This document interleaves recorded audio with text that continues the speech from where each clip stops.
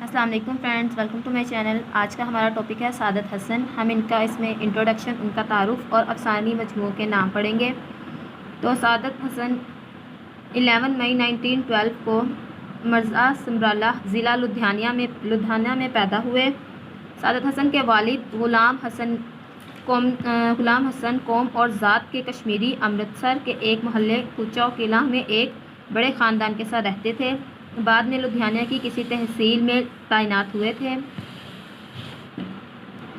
منٹو اپنے گھر میں ایک سہما ہوا بچہ تھا جو کہ سوتیلے بہن بھائیوں کی موجودگی اور والد کی سختی کی وجہ سے اپنا آپ ظاہر نہ کر سکتا تھا۔ ان کی والدہ ان کی طرفدار تھیں۔ وہ ابتدا ہی سے اسکول کی تعلیم کی طرف مائل نہیں تھے۔ ان کی ابتدائی تعلیم گھر میں ہوئی اور 1921 میں ایم اے او مڈل اسکول میں چوتھی جماعت میں داخل کرایا گیا۔ ان کا تعلیمی کیریئر حوصلہ افزا نہیں تھا۔ میٹرک کے امتحان میں 3 مرتبہ فیل ہونے کے بعد انہوں نے 1931 میں یہ امتحان پاس کیا تھا، جس کے بعد انہوں نے ہندو سبھا کالج میں ایف اے میں داخلہ لیا، لیکن اسے چھوڑ کر ایم او کالج میں سال 2 میں داخلہ لے لیا۔ انہوں نے انسانی نفسیات کو اپنا موضوع بنایا۔ تقسیم ہند کے بعد انہوں نے بہترین افسانے تخلیق کیے، جن میں ٹوبا ٹیک سنگھ، ہولڈو، ٹھنڈا گوشت، دھواں اور بو شامل ہیں۔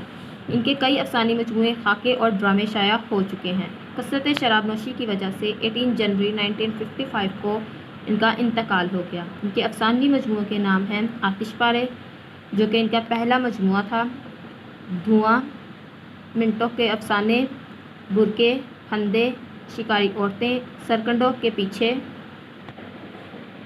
گنجے فرشتے، بادشاہت کا خاتمہ، شیطان، نیلی رگیں، یزید، افسانے اور ڈرامے، لذت سنگ، سڑک کے کنارے، کالی شلوار، ٹھنڈا گوشت، سیاہ حاشیے، تلخ ترش شیریں، نمرود کی خدائی، رتی ماشا تولا، جنازے، گلاب کا پھول، بوڑھا کوسٹ، بغیر اجازت، شیطان، اوپر نیچے درمیان میں، سیاہ حاشیے، خالی بوتلیں خالی ڈبے، جغد، بغیر اجازت، یہ نام پہلے سے ہے۔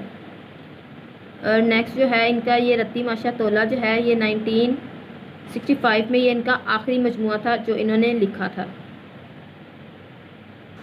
اور یہ جو بغیر اجازت کے آگے یہ لکھا ہے کہ یہ نام پہلے سے ہے، یہ اس لیے لکھا گیا ہے کیونکہ یہ نام اوپر بھی ریپیٹ ہو چکا ہے۔ یہ دیکھیں یہ اوپر بھی ہے اور یہ لاسٹ میں دوبارہ لکھا گیا تھا، اس لیے اس کے آگے یہ لکھا ہے۔ تو thank you friends for watching and subscribe my channel.